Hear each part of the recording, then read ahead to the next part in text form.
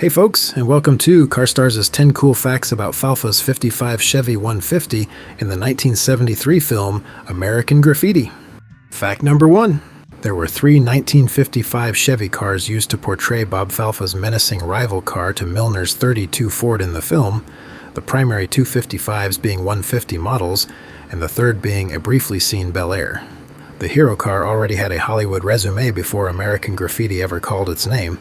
Instead of hunting down a random old Tri-5 and hoping it would behave under studio pressure, the production reached into a known pool, Universal Studios' own picture car inventory left over from the 1971 film 2-Lane Blacktop. That meant Falfa's main 55 came in as a proven commodity, already recognized by the people who manage vehicles for film work, such as transportation supervisor Henry Travers, who tracked and found it sitting in storage as a former lead. For American Graffiti, he not only found and chose the cars for this role, he also helped turn it from a retired star into Falfa's signature threat. The stunt car came from the same source as the hero car, but for a different purpose in the film. American Graffiti needed a second black 55 presence on screen, not just as a stand-in backup car, but one that could handle more abuse so the movie was not gambling the continuity on the hero car alone every time the scene demanded something riskier. Travers is tied to that retrieval as well, pulling the second 55 out of storage so the film had a twin that could step in at any moment that it was needed. It's common production practice, create a sibling to the hero car so the schedule and the look stay consistent. The barely seen third car, or burn car as they referred to it on set, was sourced with a totally different need that we'll get into the details more of a bit later on. Fact number 2. As for what engines powered the 3 cars, the hero car sported a big block 427, and that choice tells you exactly what the filmmakers wanted Falfa to feel like. Not just fast, but loud and fiercely intimidating. The written histories tie it to a leftover 1969 L88 engine that was supplied through General Motors when originally built up for its former first film debut, packing a weigh-in tunnel ram intake topped with dual Hollies, which is the kind of air and fuel guzzling setup that turns a street car into a statement before it even moves. Sitting behind it, the combo is an M22 Muncie and a steep 488 Oldsmobile rear end. The movie never needs to lecture you about any of this, because the car's attitude, sound, and performance already makes enough of a statement without discussing or ever even showing us the engine on screen. The stunt car was the blunt instrument of the group and equipped with even more earth-thumping cubic inches than the hero car, as it was built around a 454 big block and a TH400. Instead of the tunnel ram dual carb, the stunt car's 454 ran a single 4-barrel Holly, a bit simpler setup for an engine that still hits like a hammer regardless. It is the kind of powertrain that makes sense for repeated hard runs for a film, repeatable launches, the same pull, over and over, while the crew resets cameras and timing. This is the car that could be asked to do the more strenuous work without risking the primary picture car every time the sequence demanded another take. At distance, it is still Falfa's same menacing ride, just delivered a slightly different way and with even more brute force. One small detail that car guys get a bit bothered by with the stunt car's engine, but is unknown by the vast majority of viewers, is that since American Graffiti is set in the year 1962, the 454 engine didn't technically exist yet within the context of the film, as it wasn't first released until 1970. This is one of the biggest reasons that, unlike in 2-Lane Blacktop, there are purposely no engine compartment shots for the 55 Chevys in American Graffiti, and that choice keeps the car's real hardware from breaking the portrayed time period or giving away the differences from the hero and stunt car for that matter also. The audience still gets to feel the power through raw sound and motion, but Falfa's Chevy's engine just isn't revealed to us, unlike the fancy engine close-ups that we get from Milner's 32 Ford. Fact number 3. For 1955, Chevrolet came out swinging in the stylish and affordable car market. The whole car line was new enough that it felt like Chevy had flipped the table on its own reputation, fresh styling, fresh chassis thinking, and the brand new 265 small block V8 arriving like an announcement to Ford and Plymouth. Chevy also went to a 12-volt system, which helped make the new V8 feel civilized and dependable instead of finicky. What really sold the lineup, though, was how much comfort and convenience could be ordered on a regular family Chevy: power steering and brakes, power windows and seats, and even air conditioning. The trim tiers were straightforward and each with their own personalities. The 150 sat at the bottom price tier, built for buyers who wanted value, fleets, and a clean, no-frills look, less bright work, more painted surfaces, and basic interiors. Step up to the 210 and you got the sweet spot. More trim, more style, more ways to dress the same basic body without paying top dollar. Then the top-tier Bel Air arrived as the showroom's show-off per se, packing the most chrome, the richest interior detailing, the model that looked like it belonged under the brightest dealer lights. Body styles varied across the range, but the trim vibe was consistent. The higher you climbed, the more sparkle you got to wear.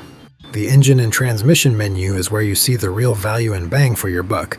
The base choice was the trusty 235 inline-six, and Chevrolet rated it at 123 horsepower. Then there was the new 265 V8, offered in 162 horsepower two-barrel form, or the 180 horsepower power pack with a 4-barrel and dual exhaust. A 3-speed manual was standard, overdrive was available, and the Powerglide gave buyers an easy driving automatic option without stepping out of the mainstream. So the same car could be ordered mild, comfortable, or surprisingly peppy, depending on how much the buyer wanted to spend at the dealership desk. Fact number 4. As for modifications made to the two main cars to fill the role as Falfa's car, after portraying raw drag racing cars in their former film, they chose to lean into the idea that it had to look more finished out for this movie, more like a believable street car that could be spotted on the cruise strip in 1962, not like a rough race car that only works on the track alone.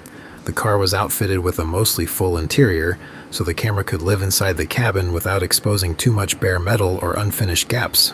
On the outside, it was dressed with gloss black paint and chrome bumpers and chrome wheels, the kind of details that catches light in night cruising shots and makes the car feel more impressive, cocky, and trying to get noticed in town. The stunt car was dressed as the same Falfa car in motion, of course, and that meant matching the handful of visual fingerprints the audience actually registers at speed. The most obvious tells are right up front and down low, a hood scoop profile that pops even in a quick cut, and the match to the hero car, chrome details that flash like camera bulbs every time the car rotates under streetlights. Those are the details that survive grain, darkness, and fast editing, so that is what the production emphasized when dressing the second main car for its moments. In practice, it is a movie magic twin built to keep the illusion intact when the footage is all action, no lingering close-ups that would reveal the extra safety equipment in the interior like the full roll cage or the big 454 living under the hood, just a black shape, a scoop, and that bright wheel flicker. Then, there's the small piece of set dressing that locks the car into the film's era, Falfa's GLD204 license plates. Although there was no hidden meaning behind the letters and numbers, unlike Milner's plates. Oddly, these plates were not even made of metal. They were dark yellow cardboard props with black lettering and a 1962 registration decal. Interestingly, although of course we would never actually see it in the film, on the back of these plates, Falfa was written by hand and marker, a behind-the-scenes touch that feels like something a crew member did at the last second for tracking purposes. Believe it or not, at least one of these cardboard plates survived nearly 50 years and was auctioned off on PropStore.com in July of 2022, selling for an impressive $8,750. That's a pricey piece of cardboard there, folks. Fact number 5. The rollover scene looked quite simple on screen, but it was one of those stunts that looks much easier on paper than it does in real life. The production was dealing with a hefty 55 Chevy, not some lightweight shell that could be flipped around like a toy. That kind of car has real weight, real length, and a whole lot of stubborn momentum once it starts moving.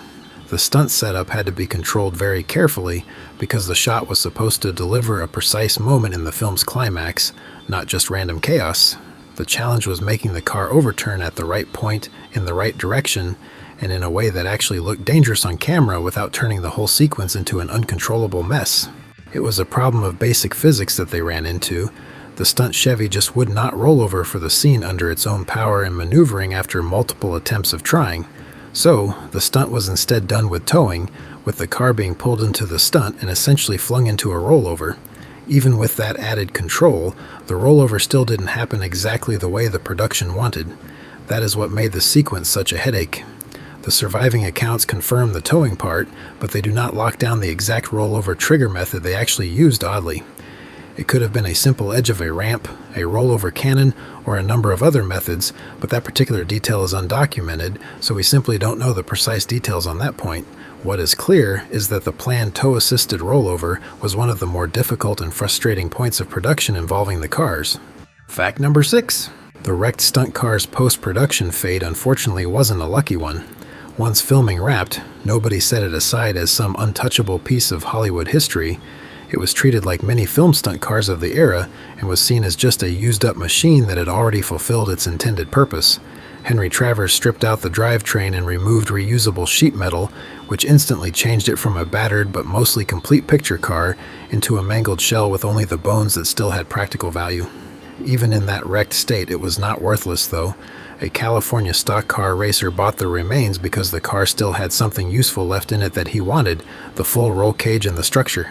What happened next feels less like a glamorous film ending and more like the kind of quiet death most discarded machines eventually receive. The fully stripped-out stunt car was stored in a friend's wrecking yard, where it sat for years as little more than leftover metal with an unusual past. Then the final blow came from something painfully ordinary, a zoning dispute. The yard was forced to clear inventory, and the stunt car's remains were shoveled into that cleanup pile like anything else that had outlived its usefulness. That is when it finally went to the crusher. Not with ceremony, not with collectors circling, just the flat industrial end of twisted metal that was once an automobile.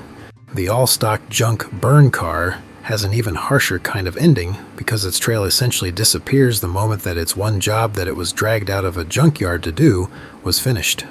Unlike the stunt car, there is no detailed post-film chain that follows its remains after production. It simply falls out of the story.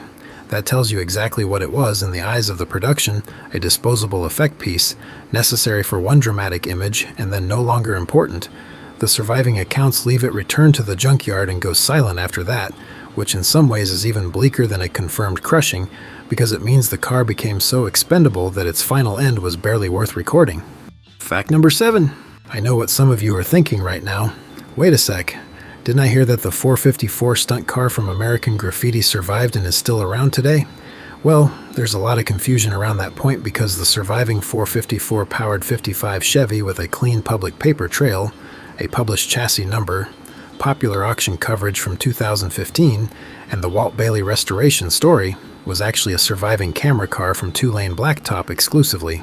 So when people see a surviving film 55 Chevy with a 454 and a famous backstory from the same place that the two main American Graffiti 55 Chevys came from, they naturally assume they are looking at another car that was used to portray Falfa's ride from American Graffiti as well, when in fact it did not.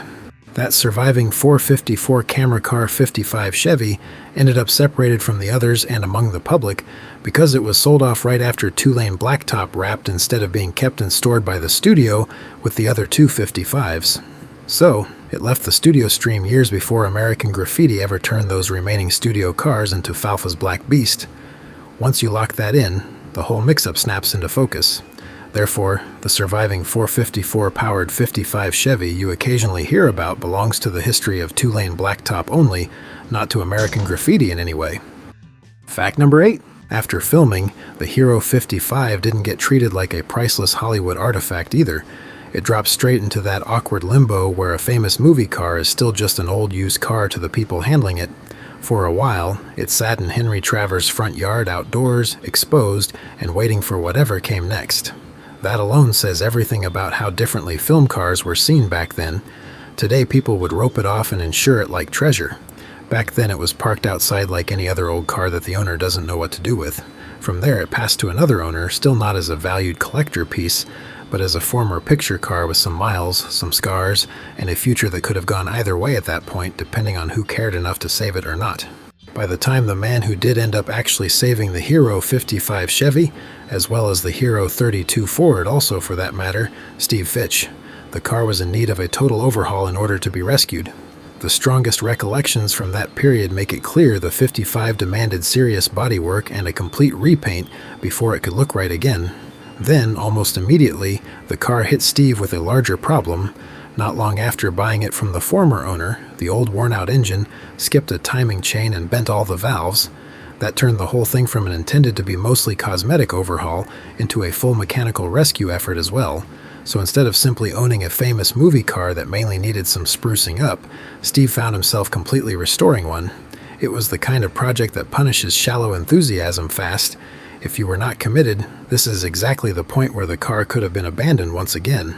But abandoning the project he did not, and what makes Steve Fitch such a major figure in the Hero 55 Chevy's survival is that he did not just house it for a few years, he committed to the required amount of restoration to get it back into decent and recognizable shape at a time, when it still could have been easy for the world to forget what it was and why it was an important car.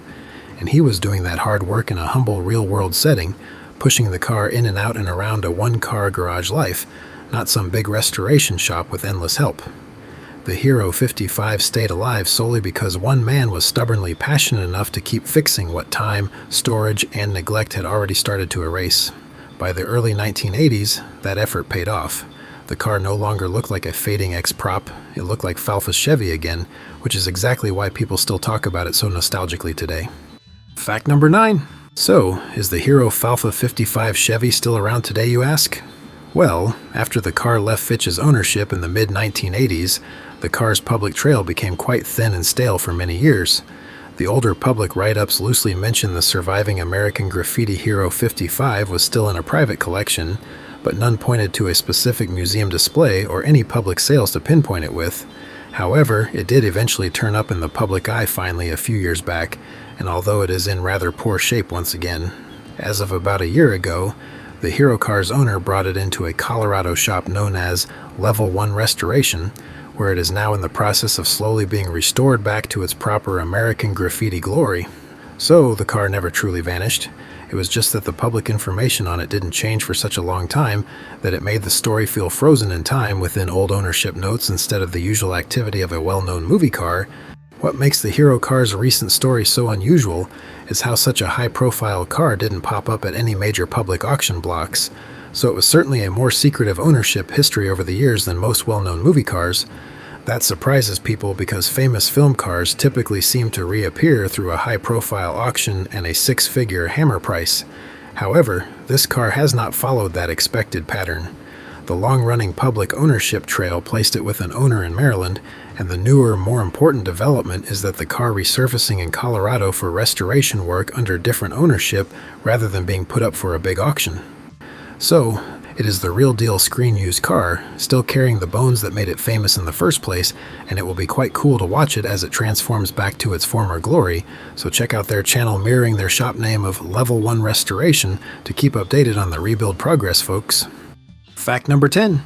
Looking into the scale model world, fortunately, since the 55 Chevy car line were such popular models, they have quite a following behind them, so there have been a number of 1955 Chevy cars produced in various scales by various manufacturers over the years. Let's take a look at some of the best options we have currently available to get a solid likeness to Falfa's mean 55. For die-cast models, the best direct replica of Falfa's 55 Chevy that you'll find is this 1/18th scale one here from Ertl's American Graffiti series. As with most of their models, the details are quite nice, inside and out, as you can plainly see here. These are no longer on the current retail market, but you can typically find these models on eBay for around the $230 mark. And for plastic model kits, there has been quite a few 55 Chevy kits released over the years, but probably the best quality and closest match you'll find on the current retail market is this 1/25th scale 55 Chevy Custom X Parts version model kit from a brand called Atlantis, which is actually just a rebranded version of that cool Revell kit from years back, so you know it's a good one. You can get these for around the $35 mark, and I will put a link in the description below to where you can pick one up for those interested. By the way, folks, I have another film-related, and in similar format, YouTube channel called Mind Litter. If anyone is interested in hearing more about our favorite movies and TV shows beyond just the cars, such as other behind-the-scenes info, filming locations, and actor-related tidbits and such, I will put a link in the description below for those interested in checking it out. Well, there you have it, folks. Thanks for watching, and make sure to hit that subscribe button if you like what you saw here. You guys are all great. See you next time.